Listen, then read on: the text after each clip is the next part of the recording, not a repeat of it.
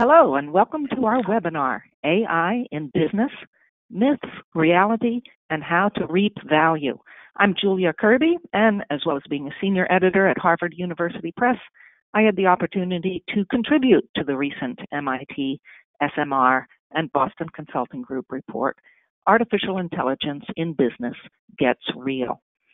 So I'll be your moderator today. We'll start with a little housekeeping.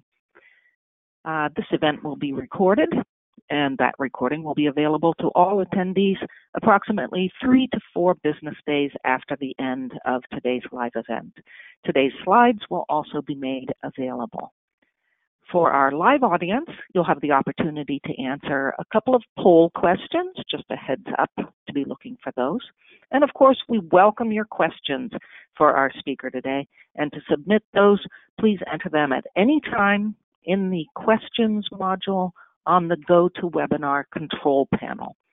Or if you prefer, you can submit questions on Twitter.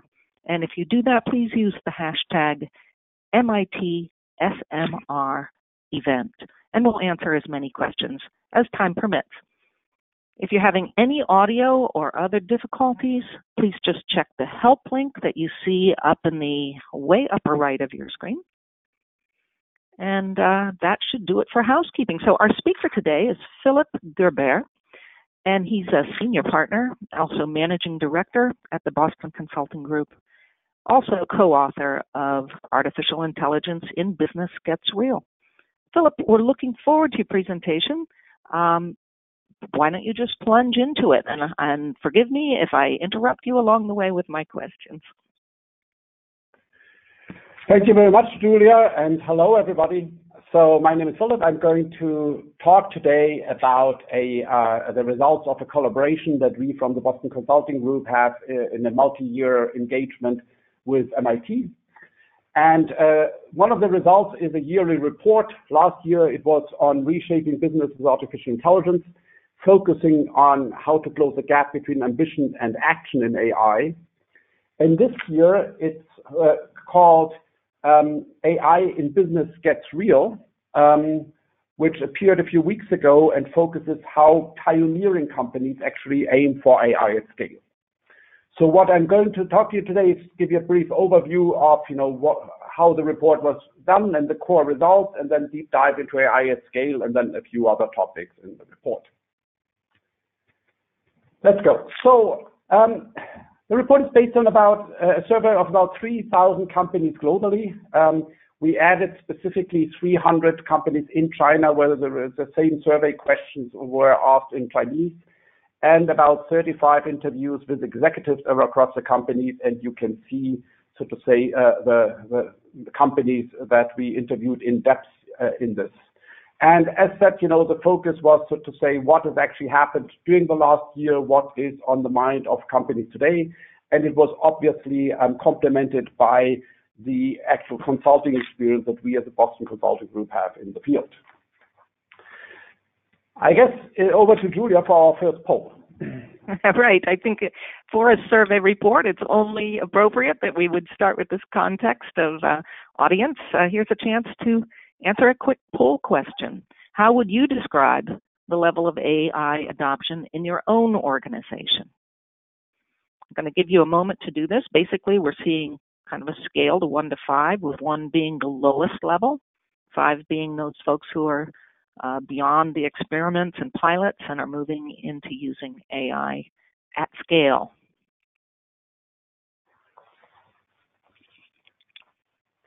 And we'll see.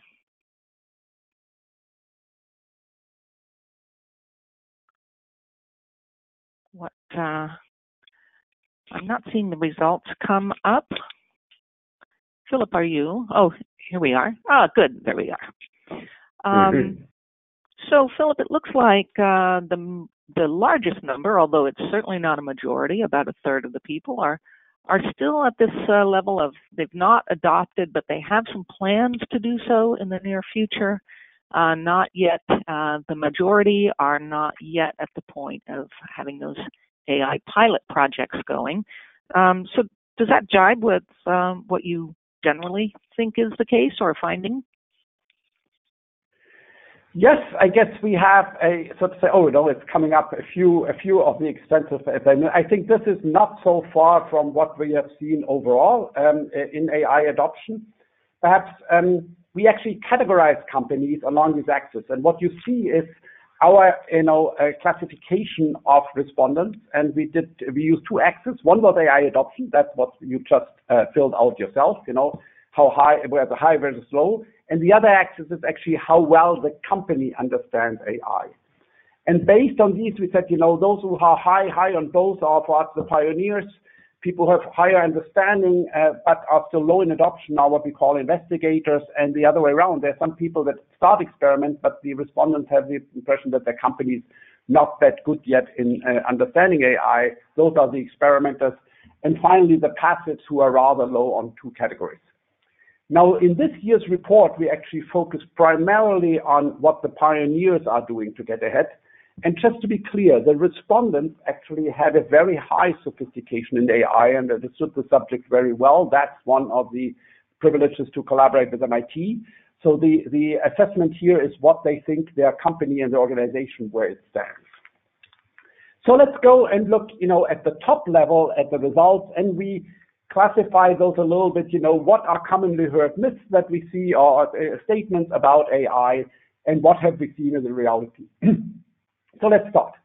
One is that some people believe the key benefits of AI mainly accrue to the tech players. I mean, lots of the large tech players have an AI-first strategy and are clearly, pursuing it very aggressively. But we have seen that it's already providing real value for organizations applying AI in business, actually across industries and both in processes and offerings, and we'll see a few data in a second.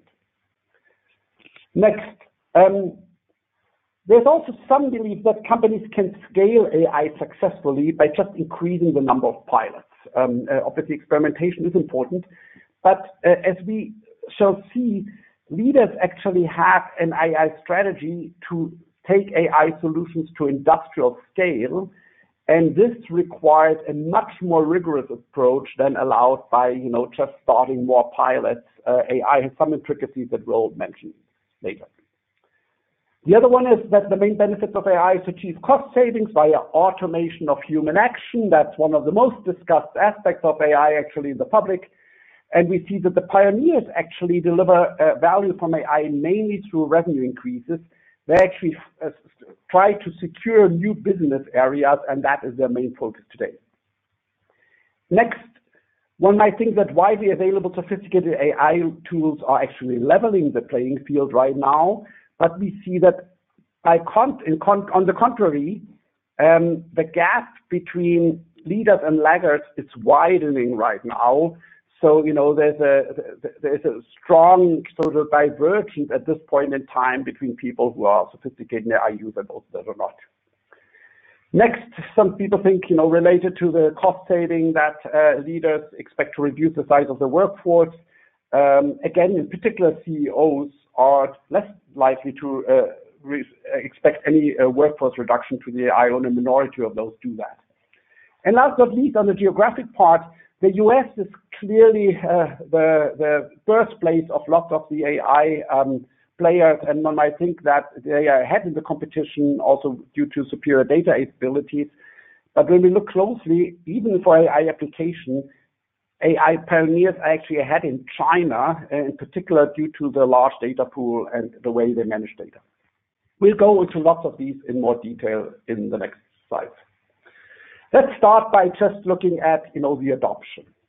And here, next slide, we plotted industries along two axes, what percentage already sees a large effect of AI on the offerings, on the horizontal axis, and the same, what percentage sees a large effect of AI in processes on the vertical axis, both today and 5 years from now.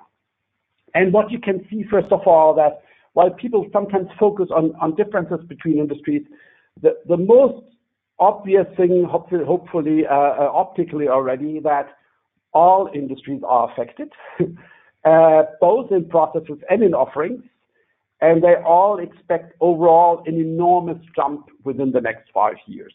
And they actually know that the clustering among industries is actually rather strong. The other thing that is interesting already, that already now, and this is actually already from last year's data, there are about 15% of the companies, differing a little bit by industry, that have a large experience already on the impact of AI today. These are the pioneers that we focus primarily on in this report. And as you'll see very briefly, in another view of the chart, you see, in terms of our groups, how much business value they've seen in the last 3 years and what are they expecting over, so to say, going forward. And you clearly see that the pioneers already see an enormous business value today, and essentially all respondents see an enormous business value going forward. The others also expected going forward, but aren't seeing that yet today. So with that, I would now go into the part, what do the pioneers actually do? And we start with 2 quotes that essentially represent the pioneers. And they say, after the first successes they have seen, they now say, how do we take AI at scale? It sees as the next step of a digital transformation, and it's very important to do it systematically, including architectures. And we see, here a quote from Maersk and from Microsoft as an AI user, not as an AI vendor. And we've seen the same thing across all the leading companies in the industry. Now, that's all very nice. So you want to scale AI, but at the same time, the respondent said there's a problem. And the problem we depict quickly on the next page is if you see the journeys of the company from understanding AI, applying it in isolated use cases, to actually scaling it across the company, what you call AI first or full potential AI, people realize what we call the AI paradox, that it's actually deceptively easy to launch AI pilots and achieve powerful results. And hopefully most of you have experienced that. But it's actually fiendishly hard to move towards AI at scale. And that has been actually realized already on the technological level some time ago, and is now a hurdle that all companies are addressing. You need to address essentially 3 parts: the machine architecture. If you want machine intelligence, you might think it's appropriate to address machine architecture, organizational structure, and people management as the largest buckets. We'll comment on this a little bit more in this section, but for people who are interested in diving deeper, we as BCG actually published a very detailed report called The Big Leap Towards AI at Scale that we show here, that you can download from the website and find via Google, that contains lots and lots of examples how you actually do that and how you overcome these difficulties. And for those of you who prefer videos, there's also a video attached. If we just go at the highest level, what would you need to do? At the highest level, you do have to say, what is your AI strategy for the at-scale area? That's what some people call a full potential approach to AI, to really think into the future and say, how much can I actually get overall as a company? And then all of you have probably started to ideate and some of the use cases and implement them. What is absolutely critical is to prioritize them, to really focus on the few of them that have, unicorn potential, we sometimes say, so above 50 million, so in bottom line. Because of the difficulty of scaling in general, it's important that you focus on the few use cases that are really critical. And then obviously, and that is the largest part, to really transform the operating model to prepare it for AI at scale. And that has, the 3 parts on the machine architecture side, since you have suddenly a tool that is where the tool and the data are connected and they change all the time, you have to be very careful how to manage it, and we'll come back to that later. On the organizational structure, be very clear what you do centrally, like data governance, cybersecurity, the cross-functional teams you have for building the use cases, and the field level where you apply them. And last but not least, the people management, particularly, strategic workforce management and reskilling, and we'll dive back into that deeper in a second. So before we move on from the slide, let me just jump in and ask, you were talking about how important that part in the middle is, that prioritization of the AI use cases. It's obvious from your earlier slides that you talked to a lot of people, as well as just conducting a survey. You really have interviewed some people who are going through this journey. And so do you have any advice or findings about that step of just how people are doing that prioritization of the use cases? Certainly. So first of all, let me repeat. The reason to prioritize very rigorously is that you get into an, let's say, entanglement mess if you have lots of self-learning use cases that interact in parallel and where software and data are intermingled. So the basic way to prioritize is rather standard. You obviously look at what is the value of the specific use case and on the one axis and how fast can you implement it on the other axis. The tricky thing is that both of these axes are often not so easy to assess. That's where we at BCG actually pride ourselves in terms of helping companies, but that's where you have some of the experimentation to just assess where you actually lie on this. Perhaps one comment that's important is a typical approach is what we call extrapolation and retropolation. So you extrapolate from what you're doing right now, you start a few experiments in order to gain some experience. At the same time, you have to think something like 10 years ahead and think, where do I want to be at that point in time, and retropolate what you would do right now, in particular because AI is shifting lots of value pools and you don't want to be caught optimizing the deck chairs on the Titanic.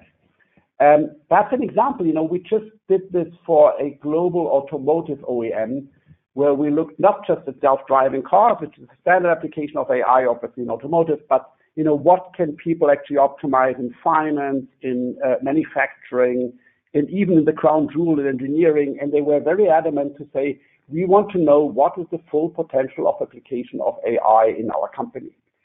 And then they went ahead and say, okay, and what will we then be able to realize by 2020? So when you have, so say, the next models, coming out, and what is really the end picture in 2025, and these two things together then allow you to prioritize properly for the full potential. So thanks for that. And if we then go, a little bit further, we said, okay, we claim that the gap is actually getting wider. And first of all, let me say, the leaders actually focus primarily,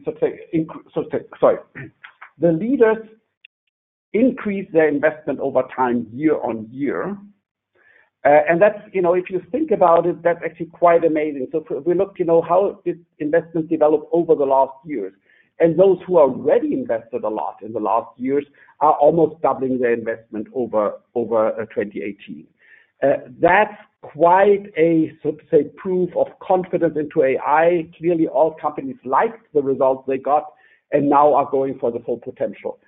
And you see at the other extreme end, the passives, who haven't done much, they actually also not investing that much.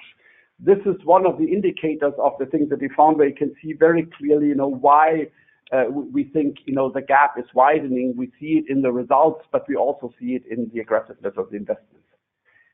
Interestingly, the pioneers who already were quite good in understanding of AI last year, they also thought that their understanding increased quite a bit during the year. So the more you actually use it, the faster you learn, at least in the self-perception of these people, and they're rather good at assessing. So if you take these two things together, I think it's really a bad news for the laggards. So those of you who might have said, haven't adopted and no plans to do it, I mean, if you think, if you somehow think that people are reasonable in their expectations and how much it affects the industries, and the report contains lots of examples, both from this year and last year, how much you can do across processes and offerings, then it's really high noon to get in, because otherwise, it's a big fight for competitive advantage. On that note, we also said, the pioneers are actually primarily focusing on revenue increase. And the reason is not that they don't see the potential in all the processes and costs. They see it fully. It's just, as we said before, you have to prioritize critically. And I think the quote on the right from Clariant is quite representative of what we have seen. He said, look, the NPV for the external business by far outperforms an internal one, because if we are late to a new business model, we might be locked out. And so we've really driven that very aggressively, whereas if we miss out on the cost side, we don't optimize our EBIT for a year, but we might be able to catch that up. Due to that, they said because of this fight for competitive advantage, the more advanced a company is, the more it has focused on revenues over the last years. Going forward, obviously, they are going to reap the business potential from the process improvements as well. Then, if we look at, what are some of the other differences between pioneers and to say the less developed companies, it's also the core focus on data. We asked lots of data questions, how accessible it is, how centralized is it, etc. And I think the most striking differences are, one, is it on the agenda for senior management? Is senior management in their board meetings discussing data? And at the same time, are data seen as a corporate asset? Obviously, people are different parts of really, managing it fully as a corporate asset, but, is it fully recognized as a corporate asset? And you can see that in that respect, there is a very clear difference of pioneers. Pioneers are good on all dimensions, they are higher than the others, and you see it almost, a complete correlation with the understanding and experience of AI. But these two dimensions are particularly striking. Yeah, so this focus on data point that you're making is so super important, and it does seem like especially the pioneers really get that. But there's always this question of how to manage and house your data, and is there, I guess, do you have the answer? Is there some right way? Is there some ideal infrastructure for the data you want to, if you want to capitalize on AI? Yes, let me first reinforce your statement about the importance of data. Even very strong companies that have lots of AI experience, if you ask them, what would you have done differently with hindsight? The first answer, I would have focused even more on data very early on. So I think there are two aspects. One is, see them as a corporate asset, and then you have to invest quite a bit, and that's actually something you have to do centrally to say, build a data lake, have crystal clear data governance. Obviously, data access is quite critical.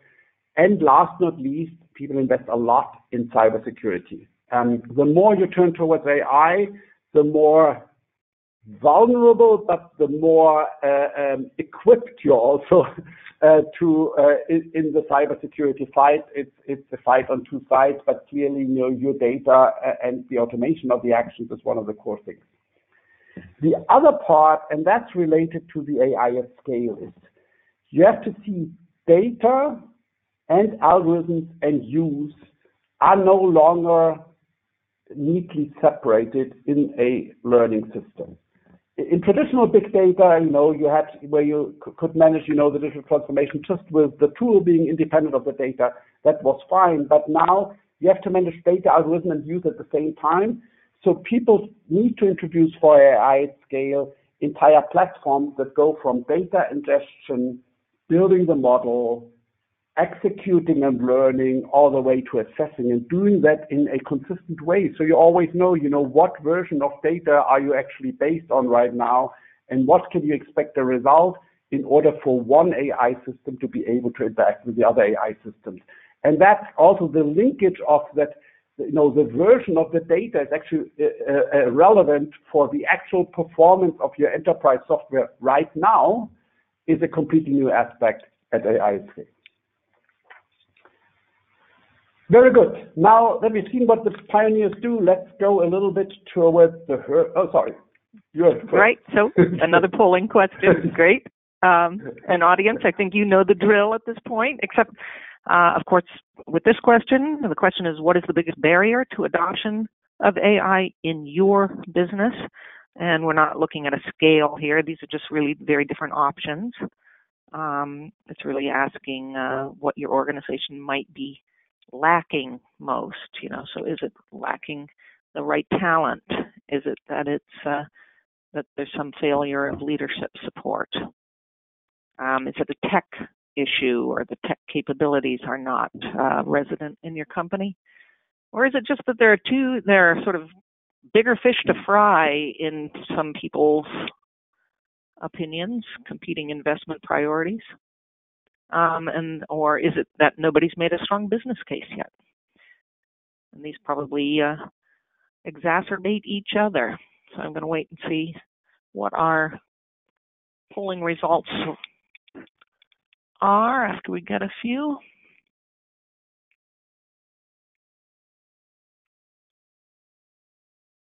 Okay, great. And so what I'm seeing, I'm not sure everyone can see it, but talent is it's really spread very, very nicely and evenly across all these sins of organizations, I guess we could say. 16% say talent is the problem, 20% say leadership support is lacking, 14% say technology capabilities are the barrier, and 21% competing investment priorities.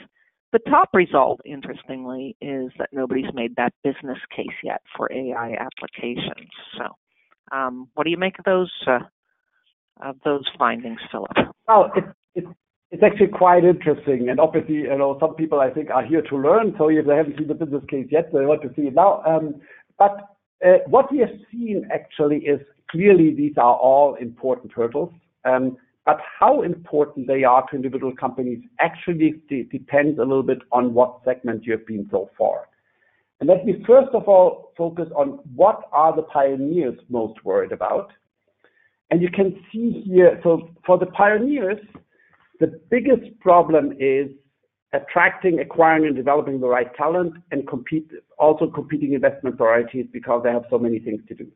But clearly, for all the pioneers, talent is the core hurdle that they see right now in AI.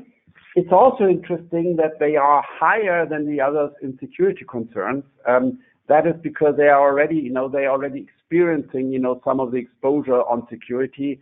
That was actually quite interesting when we looked at the Chinese companies who, as we will see, adopted even more.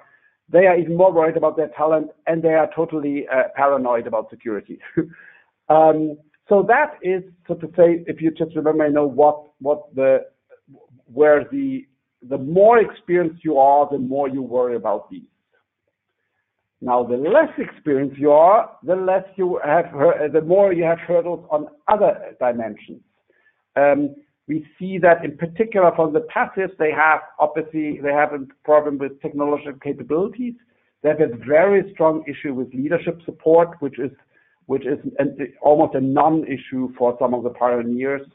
And there indeed, they don't see the business case. As you see, the pioneers have no problems with the business case. They have applied it there, as you saw, invest even more. And that is really a scary picture where you say, look, we cut this across all industries, and this is not a difference between industries.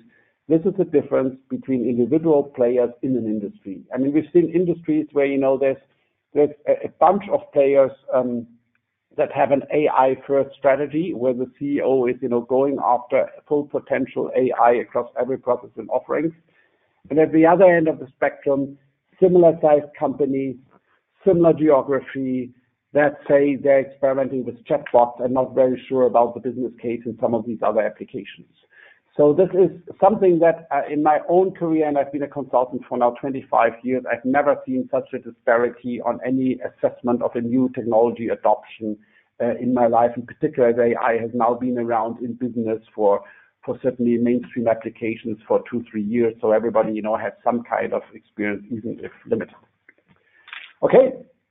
So this was what we saw in terms of hurdles. The next question that's obviously often discussed is, what about jobs? And we had several interesting questions about jobs. The first question is actually to say, okay, do you expect that the workforce will be reduced in your organization? And indeed, almost half of the respondents have that fear. If you go and see, so to say, to look at CEOs, then CEOs have much less of that experience. Only a third of CEOs expect workforce reduction, though they see productivity improvements, but the the other part of the equation, just getting into new business outweighs that. But what everybody agrees on is the other part is that, almost 90% of respondents believe that there is an enormous need for reskilling across AI and triggered by AI. And this is really one of, what we at BCG call a reskilling revolution. And we're working with the World Economic Forum on that. How can you manage that over the next years? So I'm going to just zero right in on that difference that you just highlighted in the expectations you found between CEOs and the lower level employees. What's driving that? Are the CEOs, sort of disconnected to reality, or do you think they have it right, or why are these people thinking so differently? Well, I think the effect is rather simple. If you think of the effect of AI on individual tasks, then there's obviously an opportunity or a threat, depending on how you look at it, to automate individual tasks. So the difference between the two is how big do you see the opportunity to do something else? And clearly, CEOs feel empowered and see all the opportunities where they could put people to work.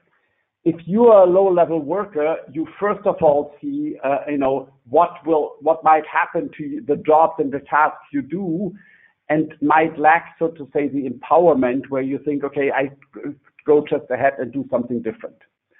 A few additional data points, perhaps, on that, which are interesting. We also have the questions, do you fear that some of your own tasks will be automated away, or do you hope that some of your own tasks will be automated? And both answers, you could answer concurrently. And it's very interesting, more than 70% actually hope that some of their tasks will be automated. So I think all of us would like to focus on some of the less repetitive tasks. And only about a third actually fears that. But that actually differs by organization. In finance and marketing, the fear was much higher than in other parts of organization. What it does raise, and that will be a big question going forward, is in this reskilling, what is actually the responsibility of the individual? What's the responsibility of the company? And what's the responsibility of society? And clearly, all three are involved. But the CEOs see, what do we do as a company? The individual, might think very much, okay, what do I actually have to do?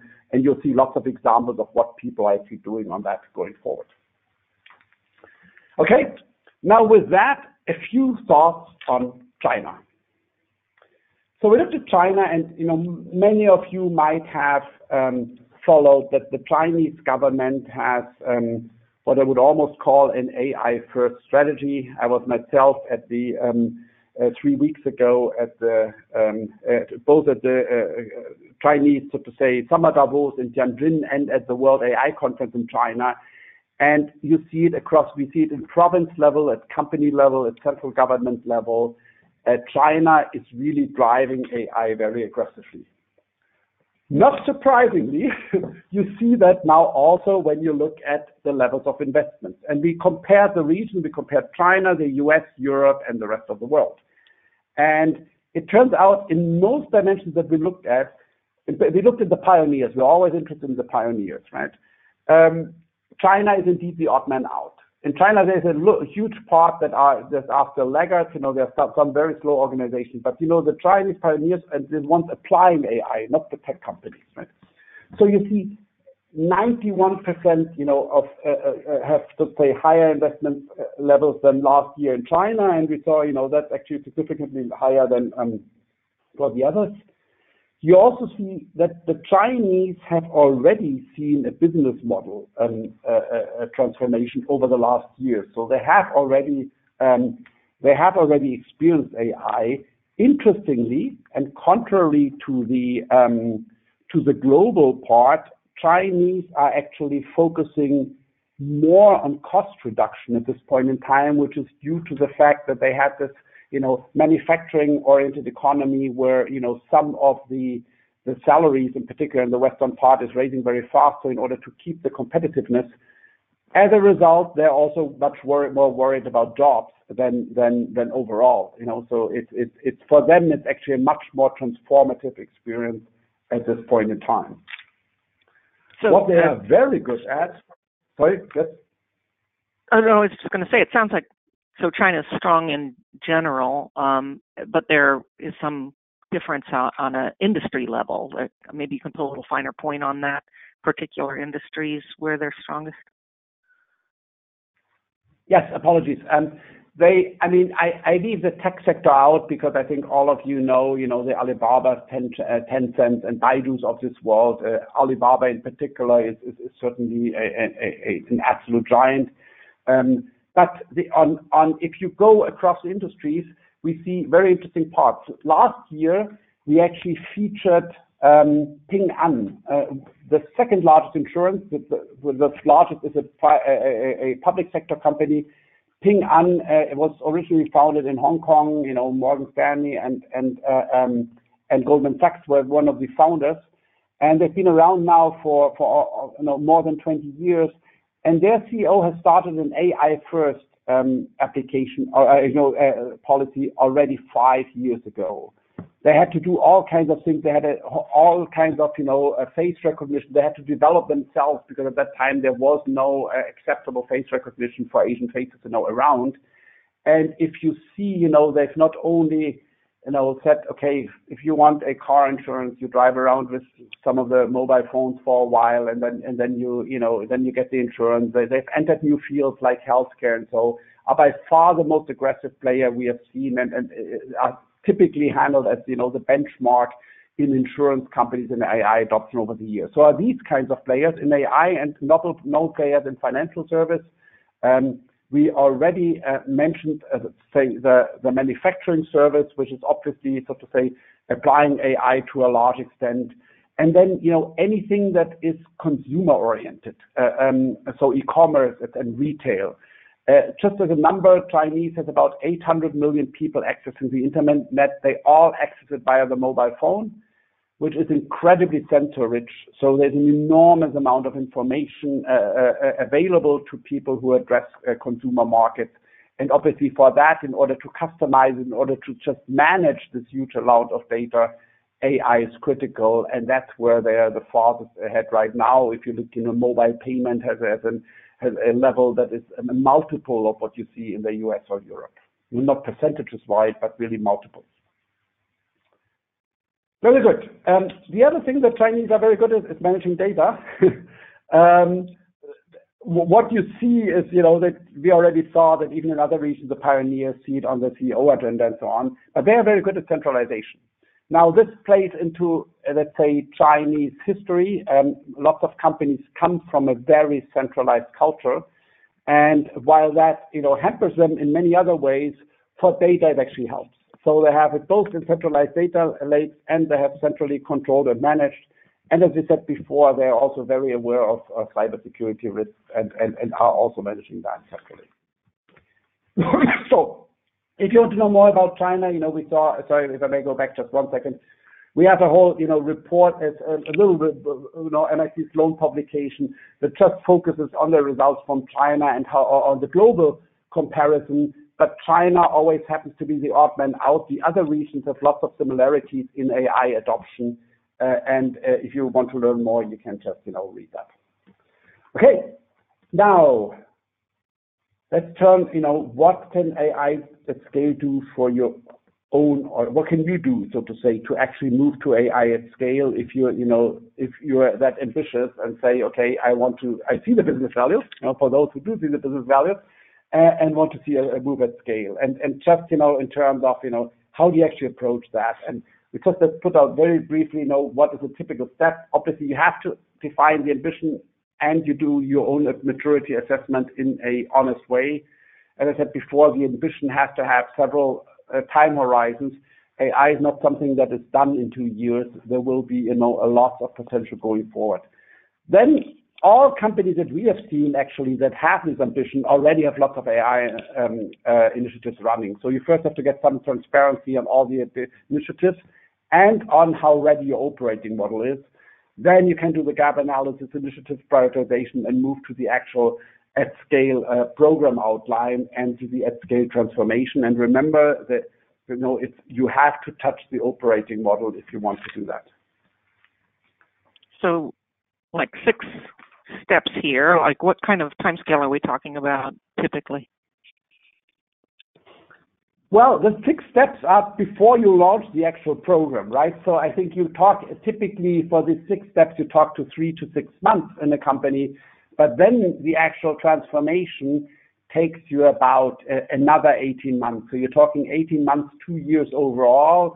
And I said before, you're not easily done. You should have, several time horizons, but I think 18 months is a good kind of sense in order to say you got the AI first and how to not only think about it, but how to do it, how to implement it, and have the operating system ready in the organization. So I would say, 18 months to 2 years is a good time frame.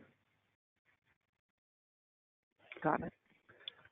That actually brings me also, so to say, to almost the end of my presentation. I'll hand over to Julia. Yeah, I'll jump in here just because this is a slide I sort of insisted on including. Philipp's been involved in a lot of research on this topic with his colleagues, and here's just a very convenient set of links for those folks who want to go deeper, starting, of course, with the brand new survey report that we've been hearing about on this call. Okay, and one last, if you can only leave you with one thought, particularly those who haven't seen the business case or see too many competing investment priorities, if that's due to the fact that you haven't, really, tried it enough, looked at it enough, analyzed it enough so far, I just, would like to leave you with one picture, right?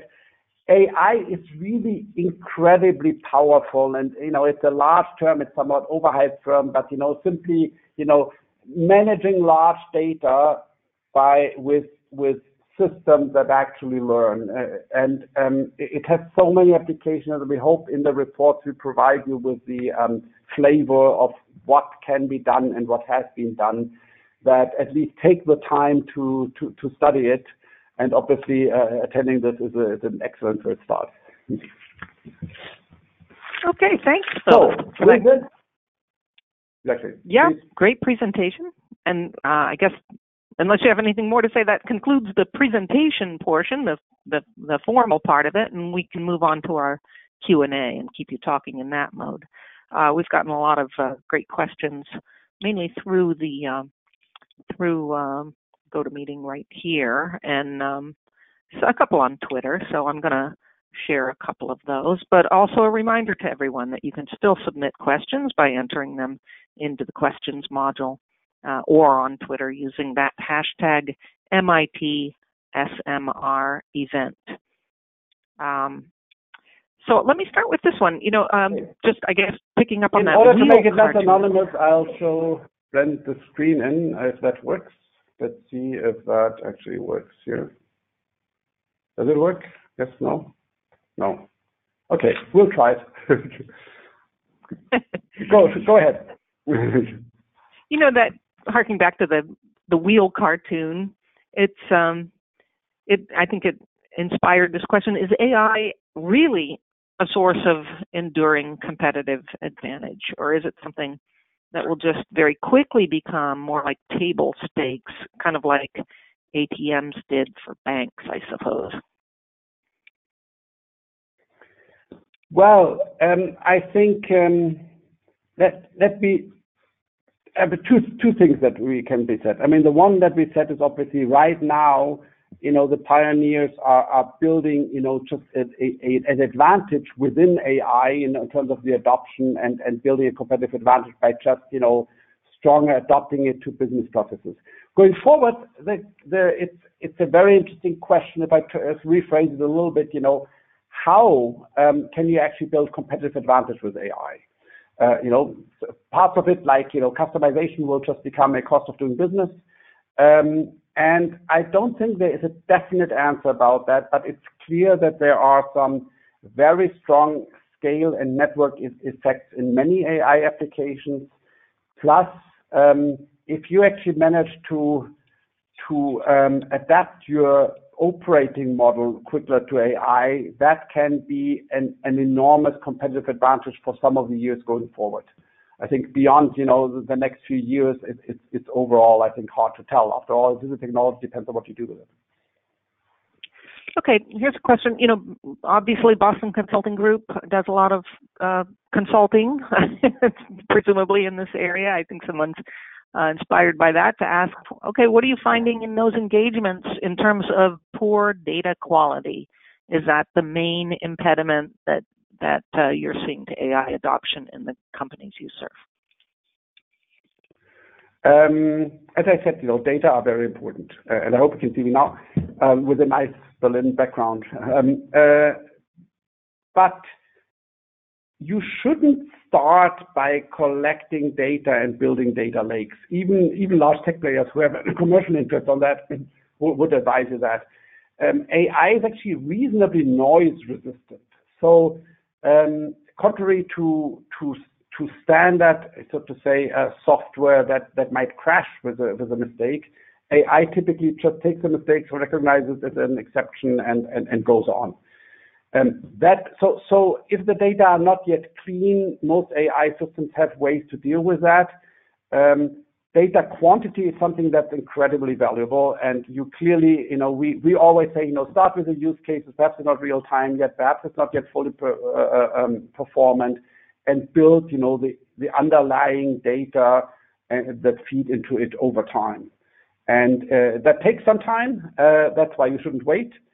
So irrespective, the data have an enormous value, but it shouldn't prevent you from starting. Here's a question that specifically relates to Chinese companies. I'm just going to read it out. Given that China is driving AI aggressively and has enjoyed huge success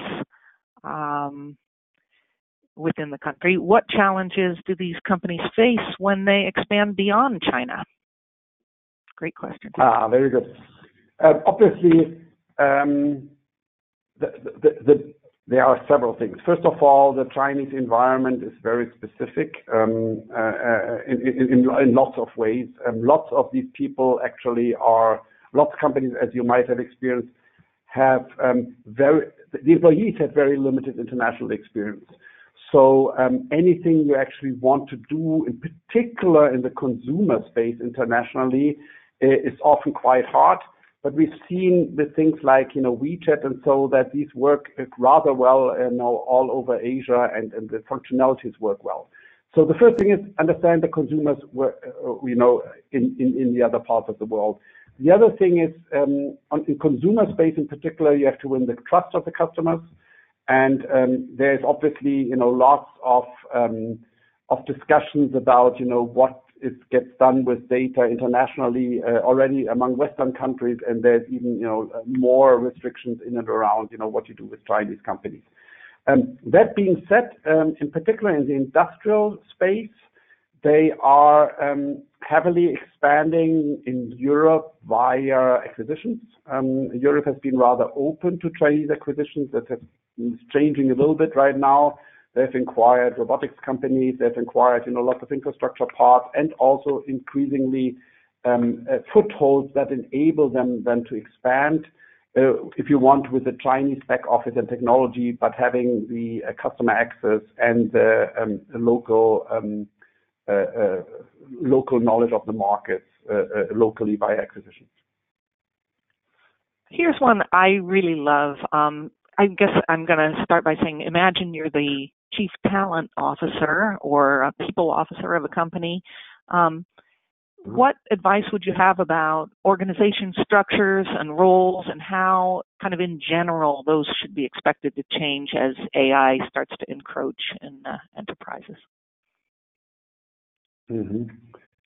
Let me perhaps do that in two parts. One is, first of all, if you are responsible for talent, the first questions you typically have is, what talent do I need to attract, and how do I reskill the people I have, right? And for talent to attract, obviously there's a lot of discussions about data scientists, and that's obviously a bottleneck. But the core bottleneck is actually people who can industrialize these AI applications. So if you want more like software and systems engineers that also understand modern AI architecture, that's just on the technical skill side. You won't find these people that also know business processes. That you have to do via cross-functional teams. It's the only thing you can do right now. The second part, the reskilling part, we also already touched briefly. So on the organizational side, it depends a lot on the specific companies.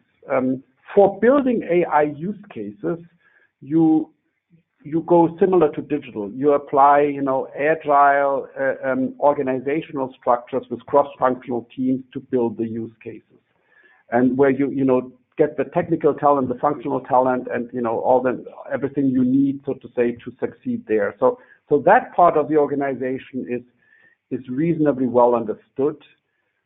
Centrally, what people need to pool centrally is often a very difficult question. I would typically do, anything that is horizontal AI capabilities, data governance, infrastructure questions, data security, etc., that you actually need to centralize if you think in an organizational way.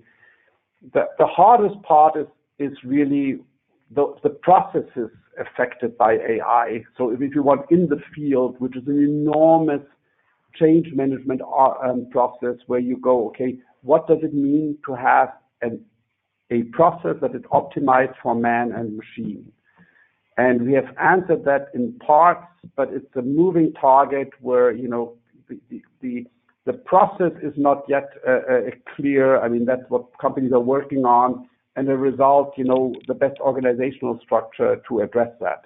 It's also a very company-specific thing. It's very different if you're really disrupted, like in the media business, or if you just have some operational improvement, let's say in the mining business at the other end of the spectrum. Here's a question that's industry-specific, and maybe I would normally avoid that, but it happens to be an industry we're all interested in, which is automotive. And the question is, what have you seen that's interesting going on in automotive manufacturing and the use of AI? Okay, automotive, as you might know, let me just give the general context, is undergoing an enormous transformation, often described by case. It's connected car, AI in terms of automated car, shared economy, and electric. So there's a huge transformation that is not related to that. Now, within the processes in the industry, and say if you forget the product and what happens to an autonomous car, which will be a very different business model, where do you see it? There are some things that are similar as in other companies. How you can do financial forecasting by AI. We've seen, several companies that have automated that by now, where they say, we actually started to automate it, then people could override it, and the overriding was always wrong. Now they can comment, but can no longer override. We do it via AI. The other part is manufacturing, which is a little bit an extension of what we already saw with Industry 4.0. You had, I think that has been going on for a long while. AI in the machine room is actually much more established than in other parts. What I find most interesting is engineering, which is kind of the crown jewel of automotive.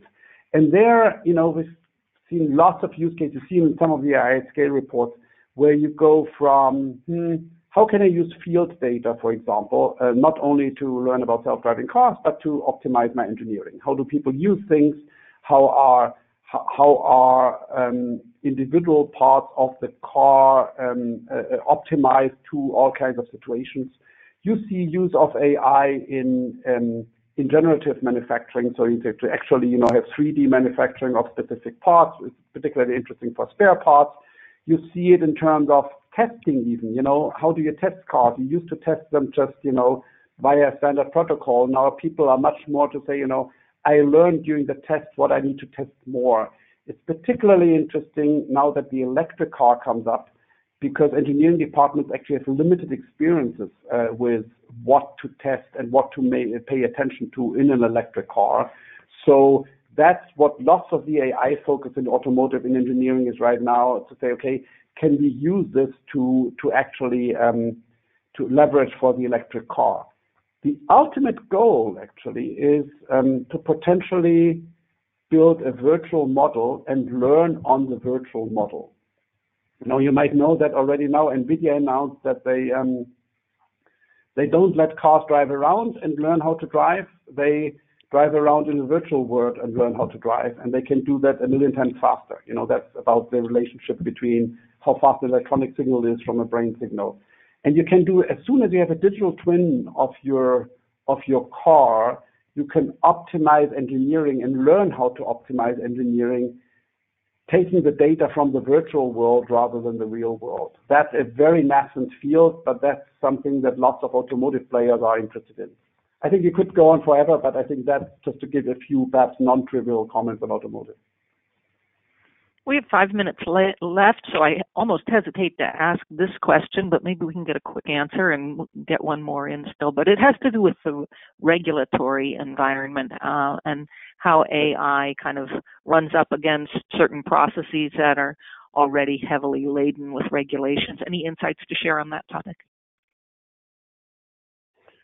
Okay, regulatory environment, it has several parts. It has, I think, a consumer data aspect that is handled very different by our regions. Europe being particularly restrictive, other regions are opener, and obviously that's a big issue for the regulator. It has cybersecurity aspects, which is very important to address, because with AI you can not only access your data, but you can potentially access the actions of companies and so on. So that's very important. And then, so to say, there is a wider regulatory action in industries where advice would potentially be given by AI. That is particularly important in healthcare. Is a radiology interpreted by AI acceptable, not acceptable, as a second opinion, as advice, or first opinion? It's important in all kinds of financial industries. And it's obviously important in infrastructure industries. What would you delegate? Where do you want a human in the loop? And that is something we work for. Lots of regulators on the financial side, on the automotive side. And obviously security questions if you go to self-driving cars, which are actually important. Or at the very extremes, any kind of Vienna discussions on automated warfare. There is a lot of realms where regulatory action is rather important, and you can't just, experiment on everything and do it afterwards. Some of these things will need to be addressed in advance. I think one last one, which is going to have to be a very quick answer, but is just irresistible, is maybe you have kids, maybe you don't, Philip, but if you were graduating today or about to enter a program of learning, what would you be trying to prepare for? I do have kids. They asked me the question. I said, look, I'm too old to answer the question. But it is true that, my son is in business, and he is actually business and AI, and says, we have to do that, and, an internship at Uber and so on and so forth to also learn that part. And my daughter's in neuroscience, and I said, okay, you can do neuroscience, but you also have to, to see what else there is to do. I think that the core advice I've given them is, look, your education will not stop after you finish either high school or university. Just adapt to a continuous learning. So I encourage them to actually, get some practical experience while they're studying. At the same time, I said, whatever job you accept, make sure that you keep studying while you acquire practical experience. That's the best I can do. And then I hope they make their own experience and take their decisions. I want to start with that they even asked me. Oh, well, it's good to hear that the message wasn't be afraid, be very afraid. Listen, that's probably, well, go ahead. Sorry, okay, I would be afraid of climate change where I might help. I wouldn't be afraid of AI. Yes, exactly. It's different for those of us. Anyway, well, that seems like it's all the time we have for today's Q&A session. But over the next few days, everyone, please look out for a feedback survey we'll send via email, and we'll greatly appreciate your thoughts and opinions about today's program.